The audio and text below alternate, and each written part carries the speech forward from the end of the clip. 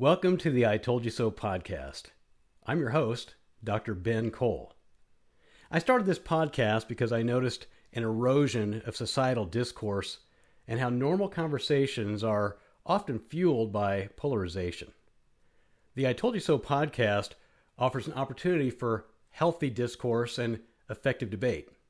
I select topics to discuss and debate with listeners and guests of the I Told You So podcast. Listeners and guests predict what will happen in the future. I track the predictions and announce who predicted accurately when those predictions become true. Discussions and debates can be about any topic and should be focused on what will happen in the future. The podcast offers topics where listeners and guests can discuss and debate with the goal of predicting the future so they can proudly say, I told you so. My guest for this episode is Jesse Brinson. Jesse Brinson was born in Houston, Texas in the 1980s and ended up in Kansas because of the opportunity to walk on the football team at the University of Kansas. He played 3 seasons from 1999 to 2001. At KU, he met his wife, Tori, and they have 3 biological children. They also have 6 foster children who are all above the age of 20. Jesse graduated with a Bachelor of Science in African and African American History and English with an emphasis in creative writing. The Brinson family currently lives in St. George, Kansas, and Jesse works with Called to Greatness Ministries, where he helps young people and their families live a life of greatness through knowing Jesus Christ. Jesse loves coaching youth sports and supporting middle school students at local schools, and he's one of the coaches of the Eisenhower Middle School football team in Manhattan, Kansas. On this episode, we discuss higher education, as in H-I-R-E education, and the need to direct the next generation toward technical colleges, schools, and the trades. Welcome, Jesse. Thanks for being here on the I Told You So podcast. We appreciate you being a guest. When I asked you about a topic that you're passionate about, you emphatically told me that the USA needs to focus attention on helping high school students and young adults to consider attending technical colleges. So, Let's start with your thoughts on why you think more people, especially young people, should consider education at a technical college. Ben, first of all, thanks for having me. I appreciate the ask, and I appreciate you creating a platform like this to see, what can be predicted and tracking those and just seeing who came out, right or wrong or, close, somewhere in between. When you asked me that, I had been pondering that idea because as you read off, I attended college, but I probably should have went a different route. Starting probably with technical school. That whole mindset came from me paying about 2 years ago, or my wife and I paying 2 years ago, a HVAC guy, Robert's Plumbing, or I can't think of the company's name, but to come in and redo our HVAC system here at the house in St. George. And so when I saw how much money we were paying and I was seeing the layout, I thought to myself, man, I could do that. I mean, it took him, I don't know, maybe a week, but it would have taken me a month, but I can do that. And I love working with my hands. But more than that, I think there's been a pitch to attend 4-year colleges, and not even that, just that. There's this idea to do things at the highest level, which, yes, you should pursue doing things at a high level, grade level, pursuing the best. But if I can use sports analogy, since that's such a big part of my life, when I was playing football, it was about getting to the NFL. It wasn't about playing the game and loving the game. And if the opportunity opens up, pursuing it, it was just like, even as a youth, man, how did it get to the NFL? How did it get to the NFL? And we don't realize that's a high calling, right? 3% of athletes playing football make it to the professional league. So what then is it that was really in my heart and in many people's heart? And this is what I would say. I think everyone really wants to find a job that they can enjoy, but mostly can get a livable wage, and then whatever the necessities that they want, they get to choose what those necessities are. And if I could break that down a little bit, basically meaning, you'll find some people who want, a 4-bedroom house and, a small vehicle to drive or two.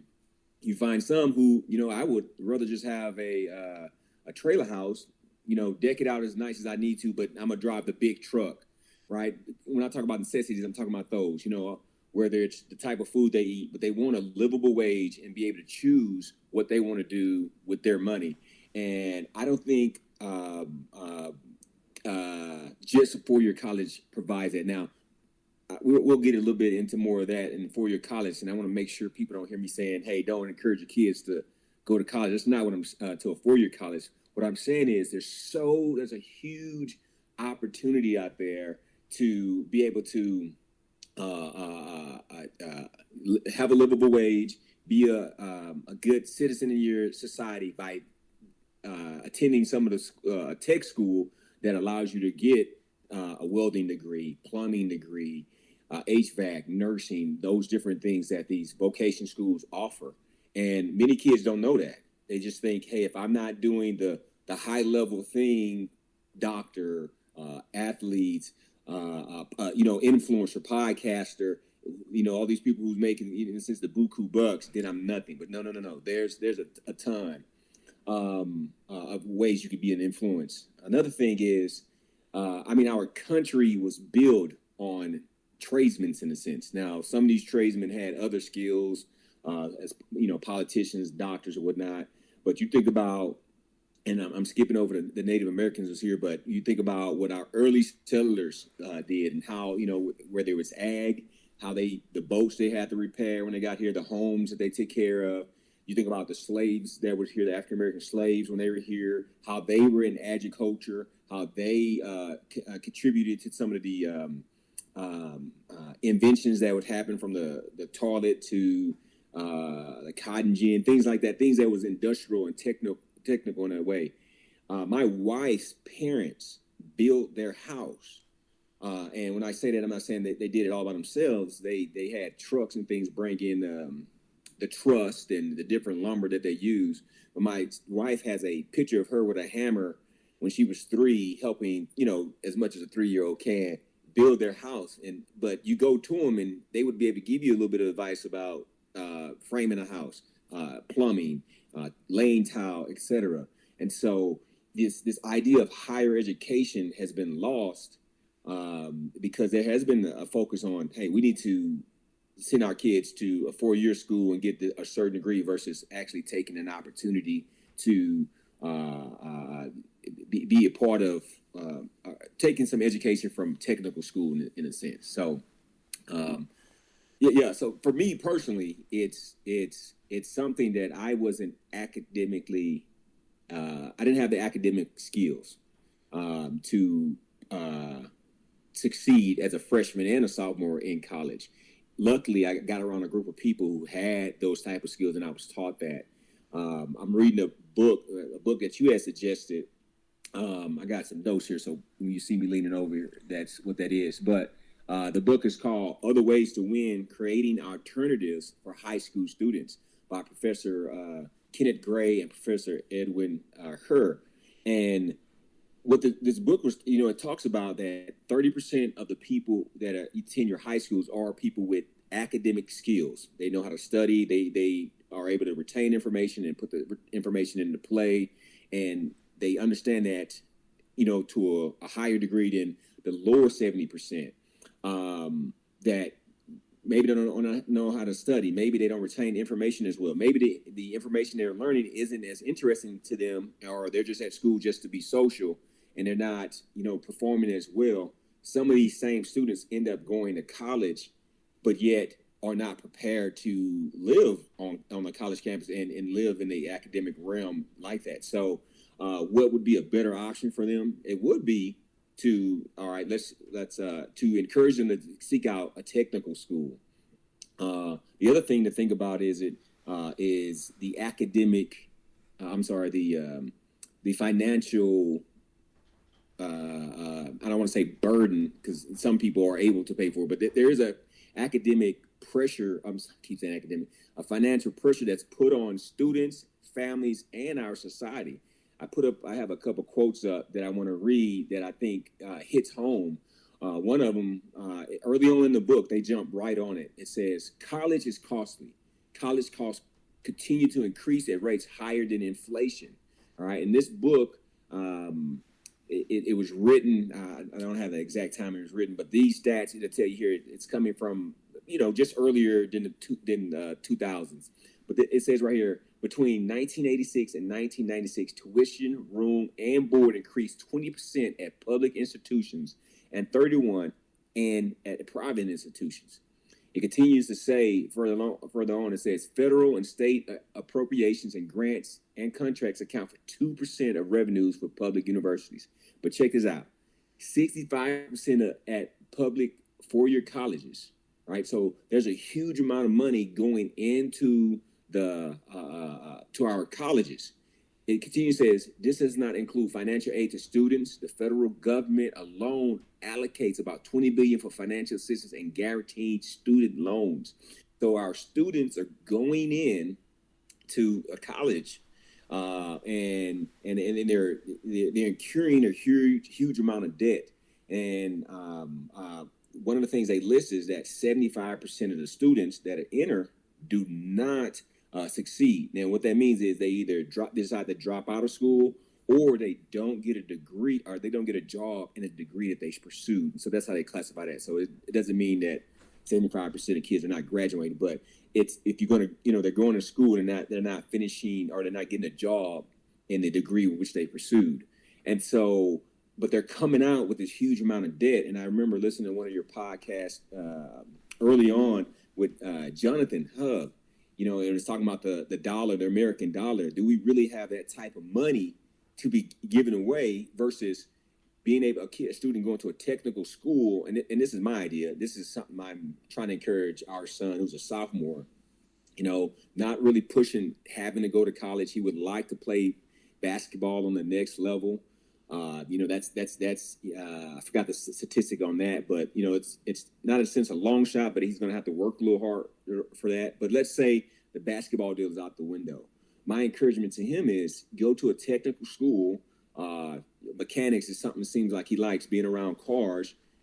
2 to 3 years, get the certificate with that, earn your money, or earn that, and then start working and start saving money. And if you decide, oh, you know what, I think I'm set on what I want to do in college, or I have an idea, let me try this college thing out. Now you have some money saved up that you can go in with without having to incur so much debt and coming out. And one thing I believe is, old no man nothing. So we at this moment, the only thing we're paying on is our mortgage. And so because we want to, and then eventually pay that off as fast as possible, because we don't want to be in debt. So and that was something I would encourage any student to do. While some kids take a gap year and they, take a year off, or they go to a different, maybe like an extended high school to do a gap year, man, take some time to earn a trade, something, just like I said at the beginning of this, right? If I'd have took a moment off, learned how to do HVAC, I wouldn't have had to invest the thousands of dollars that I gave Robert's company, even though they're great people. They seem like great people to me. So, there could have been the old phrase, a penny earned is a penny saved is a penny earned, So that's what I think about, and why I think we should be encouraging high school students and young adults to seek some technical education. Great thoughts. Love the comments, and I appreciate you bringing up the book, Other Ways to Win, by Dr. Gray and Dr. Herr. I read that same book years ago, probably maybe 15 years ago, and the statistics you brought up, I think you mentioned that they were, probably in the 1990s, even before the turn of the century we're currently in. And I wonder how much those statistics have changed now. So from what I know, and I pay pretty close attention to higher education. My PhD is higher education administration, so I've always been concerned with higher education and the costs. And one of the jobs I had in higher education was assistant director for student financial assistance for about a decade. So I was really, really keen on and really paying attention to the costs for families and students, and just watching those costs go up, not just at the university I was working at, but everywhere, not just the United States, but all around the world.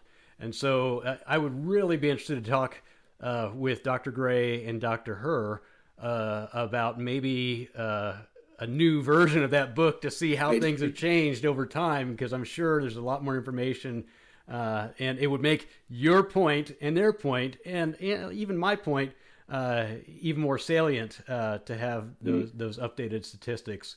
So what we needed was I told you so back when they created this, and then looking at it now. That's right. Yeah, I think they definitely can say I told you so at this point. Yeah, and even to that, the statistic that they showed, when I attended KU and was able to get in-state tuition, because I was out of state from Houston, in-state, I think I was paying $300 out of state, $100 in-state. Well, now, and this was actually 4 years ago when I read this, or maybe longer than that, but it was $300 in-state. So we know that we know the price of living is going to increase and things like that happen. But when you think about a young person going in, and I said it's 300 per credit hour is what I was trying to communicate now versus 100 per credit hour in state tuition. A young person going into school, I came out with $50,000 in debt, and that was with minimum small scholarships. So a person now in state with no scholarships or what I had, they're probably going to come out with 100,000 plus in debt, and so we know that it's increasing regularly. I think it's in a way a kid wins, they also lose. So a kid comes out with a degree, they're in a sense losing until they're able to pay off that debt.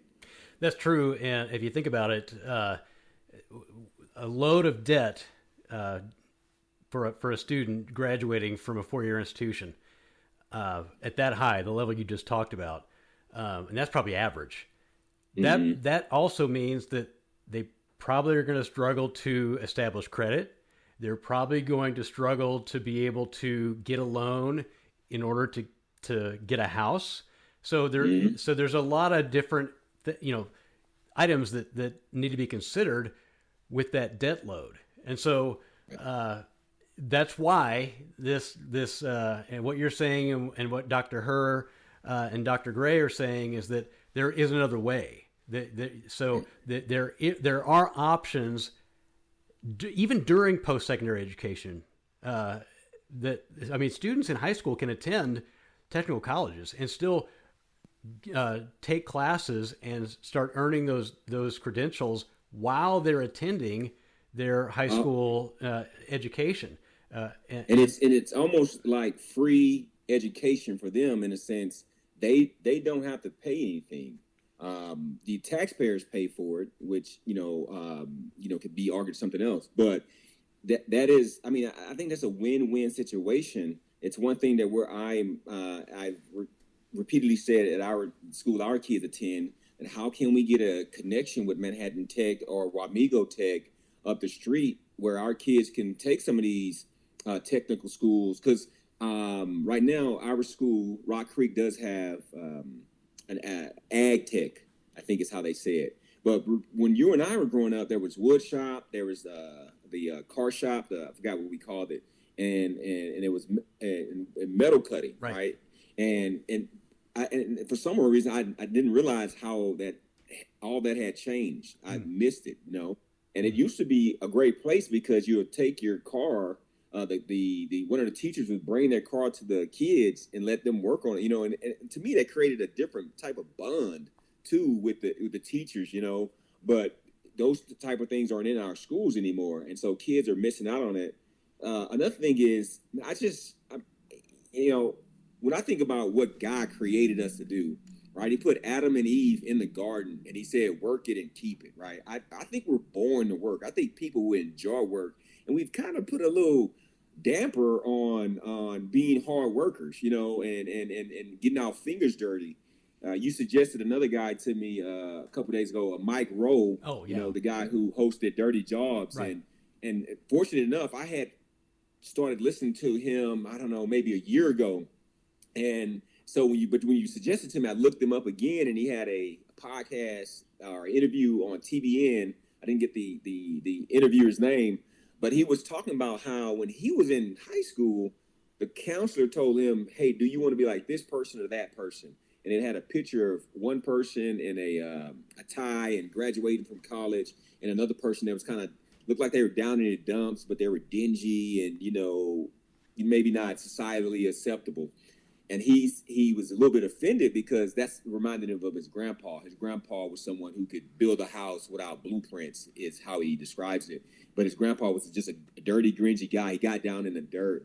And and not that either one is higher than the other. I think we need both. I can tell you this. I don't want anyone who's not academically, doesn't have the academic ability being my doctor, you know. If you're going to cut on me, I need to see certificates. You know, I need to see you went to some of the best, you know, college and medical school, et cetera, et cetera. So obviously they're needed, right? If this guy's a financial advisor, I want to know that he's, you know, took the necessary steps to be as good as he or she is. But we also need to know that, man, we need mechanics, you know, people who could, a friend of mine, when I was living in Lawrence, his name was Simon. He had this idea for not a body shop, but a car shop called Simple Simons. And a lot of people can't do brakes. A lot of people can't do their rotors, change their oil. Some of the simple things that, you know, if you go to YouTube Academy, you could take care of these things. Maybe they don't have the time, or maybe they just not mechanically inclined. They don't understand tools. You take them to Simple Simons, and, you know, you pay a simpler price than maybe going to the car dealership. But I bring it up because it's just a little niche that a person can find their niche in society, right? I'm not the main guy that's going to, you know, put a transmission in, but hey, you come to me, I'll make sure your brakes are taken care of at a cheaper price. And if we can give people tools like that, encouraging them to do a technical school, man, it's such an influence. It changes the culture, and it adds money to our economy system, with more people having jobs. So, yeah, you mentioned Mike Rowe. I listened to him just a couple days ago on a podcast, and what he said was just like you're talking about. We really need to encourage, especially our young people and our teenagers and those in high school, to really seek out trade education, technical education, well, for lots of different reasons, but one is because it doesn't cost as much to obtain that education.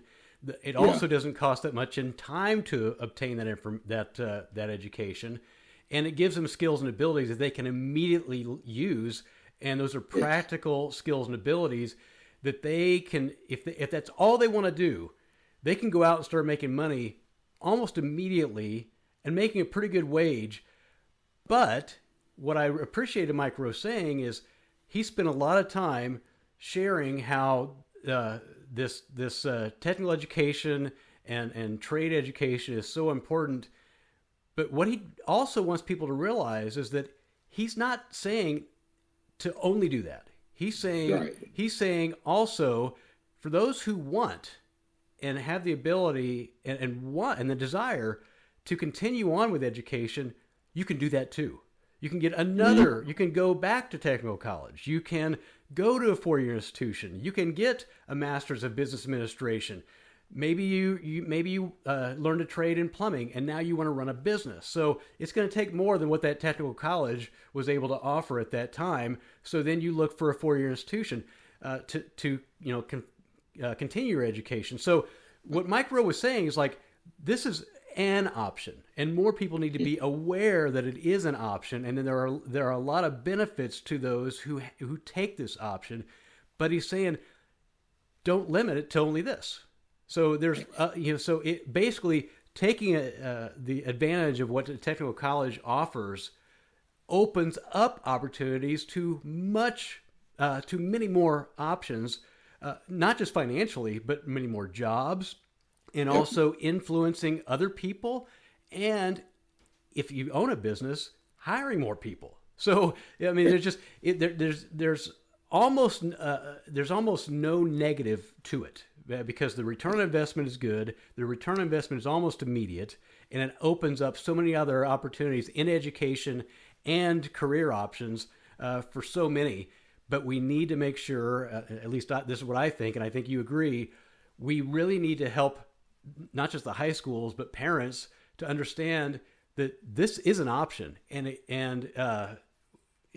if there is, I guess, any negative tint to it, we need to really do away with that. And so so we really need to make sure that people understand this really is something that's very valuable, not just to the people getting the education, but to like you mentioned earlier, to the economy as a whole, and not just to the United States economy, but to the global economy on a global scale. Right.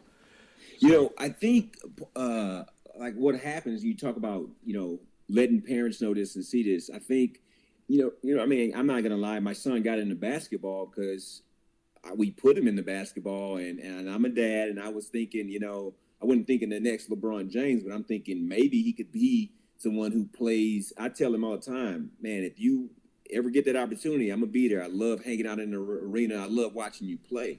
So we paint this vision for kids that, are not as realistic as they should be. And so I had to change my narrative and change the things I was telling him, and just let them know, hey, man, if you go there, great, but here's something that's more realistic, and giving them a vision of what is really reality. The Bible talks about without a vision, people perish. And what happens is a lot of kids get to that point where whether it's high school or they're in college. I was talking to someone the other day who started off as wanted to be a doctor, and things just went belly up for him right as a sophomore, and now he's $150,000 in debt, trying to pay that off, and so a slight depression or whatnot. But this idea of just painting a vision of how important these different fields are. My mother was a nurse. My grandmother was a nurse. My aunts were nurse. My one uncle that I know was a nurse. I mean, I visited the doctor a couple of times. Matter of fact, I had a blood drawn about a year ago, and it's amazing for a nurse to be able to draw the blood, get in there. I went to the place to get the blood drawn, and she did the whole rubber band thing and stuck it in, drew 2 tubes out, and next thing you know, she's like, "Okay, you're done." I'm like, "Oh, is that it?" She's this lady, I don't know, makes $30 an hour, and I was in there 5-10 minutes, and so you can make a good life after doing it. My sister's a nurse, but it's a realistic thing that to be able to paint this vision is like, no, you could be a nurse and have a good life. You could be a contractor. You could be this. And I was listening to a guy named Charlie Kirk, Topeka Turning Point USA, and he's this guy. He goes to different campuses and he's debating people, open forum type deal. And one guy talks about jobs and how you making up these numbers, and there is a labor shortage, and he mentions, there's 11 million jobs available, right? And so you think it ain't go, wow, but you know what? On the way, driving home from Manhattan to my house to set up for this, Weddle Sons and Roofing, or Weddle Roofing and Sons, on the back of his truck. If I could share a picture with you right now. Now hiring. When I was talking to Roberts, the guy who did our HVAC, hey man, if you know some good people, hiring. Right, you can't go too far through Manhattan and not see hiring sign. And I think we're made to work, and people would enjoy it. Being able to do these different things. Especially, I used to clean carpets when I was in college. You go into a house and it's there were some that were terrible, and there were some just they need the carpets cleaned. But after I'm done an hour and a half, I'm like, man, I feel good. I changed that person's carpet. It's fresher in there. Right, just imagine being able to do that. Someone pulls up, squeaky brakes, you get them taken care of, and they're safer on the road. And you're right. It just, giving people jobs that adds money to the economy. And contrary to the common belief, man, people actually add more than they take when they're able to work, So it's huge. And I like what you were saying about Mike Rowe and his input. So he's definitely inspiring, especially when you think about everything he was doing with Dirty Jobs. And so I'm looking forward to he has a foundation out that I'm looking forward to kind of researching a little bit and seeing what it's about. Well, as another thing you mentioned, Jesse, is and I agree with this. I think people want purpose, and I think in our maybe our current culture and maybe in our society today, that's limited. I think that people really aren't feeling purpose, or they're not knowing that they can have a purpose, and that it's really not as difficult as they think. I mean, it is possible to earn a degree, earn a certificate, whether that be at a technical college or a 4-year or both, and start making a positive impact, not just for yourself, but for those in your own sphere of influence, but beyond that. And what I think really the main issue is that there's a stigma for those who get a technical education. There's a stigma around those kind of jobs, and I think that stigma needs to be completely eliminated, because it's a false stigma.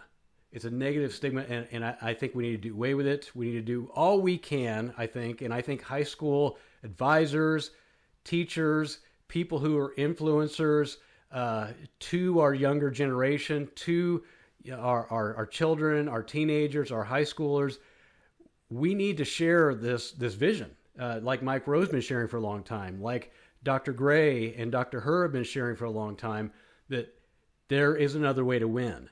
And I think everyone in their heart wants to win, but it's not for themselves. I think people want to win for the purpose of helping others win as well. And I think there's something within us, and you mentioned this earlier. I think there's something that was almost built within us, or made within us, or created within us, that we find value and satisfaction when we have purpose and we know we're making an impact in the work we're doing, the people we're touching, and the influence we're having. So, any comments about that?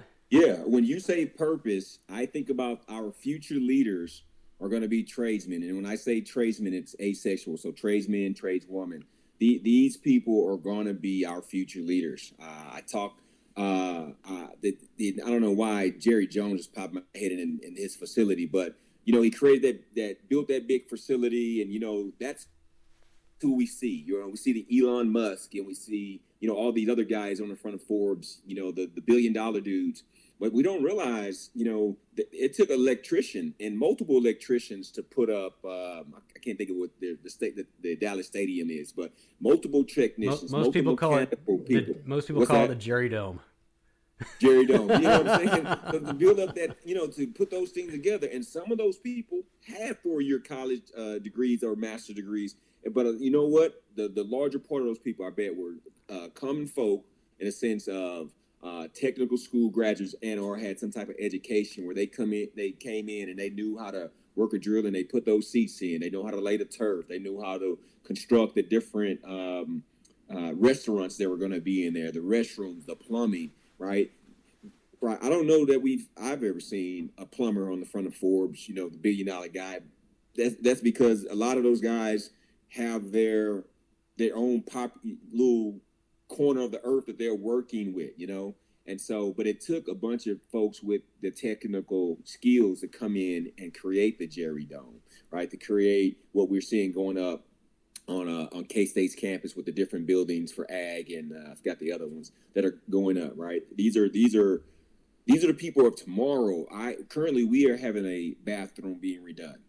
The young man that's coming in, enjoy having a conversation with him, but he's fulfilling a need for us that we had a restroom that wasn't working properly, and and actually with our house there's multiple ones that need to be redone, but now our son, which is where this bathroom is able to use this bathroom without having to bother his sister's bathroom. So my point is, he's solving a problem. He has an influence, right? I would be open to hearing him telling me, hey, if you have this issue with plumbing or whatnot, right, I'm open to his advice. He has my ear because of what he's able to do. And I think that's what happens. A friend of mine who cuts hair in Lawrence says he wants to create a therapeutic experience for his clients, right? So when you go in and you're able to get your hair done, get your hair cut or what, everything he's doing, the facial massage, shave, right? You're listening to him. I think and I actually cut my own hair. My point is, barbershops, that's what they used to be. They used to, where they're arguing about the fight that happened, or this boxing competition, whatever, but there you get advice there, right? So you have influence because you're serving your clients, and they're coming and leaving better than they were when they get in there. And you know who those people are? These people who have these technical skills. And so there's a purpose. You're accomplishing something, and that's huge. So there's a cartoon out. It came out, I don't know, maybe 05. It was robots with this kid. Everyone's a robot in it, and it's an animation. And he said, feel a need. He said, see a need, feel a need. And so he was solving problems, and that's what we allow people to do. If we give them job, give them work, give them a vision, give them purpose, they're able to solve problems, right? So our future leaders, that's what they're going to look like. They're going to be these. Matter of fact, you've seen Hidden Figures. So these it takes it's set back in the, I don't know, early 60s, or it's gonna Apollo is getting ready to ship out, but it's African American ladies. It was the need that they feel. That actually doesn't help my point about technical school, but they feel the need, right? And so they was able to make an impact on getting the first person into space. So. Yeah, you're right. Very, very good comments. Great thoughts. Let's kind of wrap this up a little bit, but I do want to offer an opportunity for people to connect with you. So I'll just say, Jesse, thanks so much for being a guest on the I Told You So podcast. If listeners do want to learn more, you can reach Jesse. So just find Jesse at J Brinson on Instagram, or you can text or call. He's provided his number at 785-218-8684, or send Jesse an email message at Jesse, and that's JESSE, at Called to Greatness. That's CALLEDTOGREATNESS.com. Because this podcast is about predicting the future, my questions, I have a few questions to those listening. And so here's my first question. What's your reaction to higher education? And that's HIRE. And so what's your reaction to that and getting students involved in technical education? I guess, how does that resonate with you? And for listeners who attended a 4-year college or university, what was your educational experience like? And is there anything you would change in retrospect? For the listeners who attended a technical college, what was your educational experience like? And is there anything that you would change in retrospect? If you're a listener who is raising teenagers, will you encourage them to enter classes like woodshop and metal cutting in high school, and encourage them to think about a technical college education during high school or after graduation? And then lastly, what do you think the future looks like for post-secondary education or higher education in the United States and around the world? So let me know. Text or call 1-785-473-3721, or send an email message to ITYS at BenKohlITYS.com. That's ITYS at BenKohlITYS.com. or post on any of my social media channels. If there's another podcast platform you prefer, you can let me know that too. Go to the I Told You So podcast website at BenKohlITYS.com. That's BenKohlITYS.com. And you can go there to connect, and you can get your own I Told You So items at the merchandise link. So you can find shirts, hoodies, hats, coffee mugs, and lots of other items. So the I Told You So podcast offers a safe space for healthy discourse and effective debate with the goal of predicting the future so you can proudly say, I told you so. Also, if your business or organization is interested in advertising on the I Told You So podcast, please let me know. So thanks again to my guest, Jesse Brinson, and thanks for tuning in to the I Told You So podcast. Followers of the podcast are very important, so please follow, like, subscribe, give a high rating, and share with your friends. I'm your host, Dr. Ben Kohl, and I hope to hear from you soon.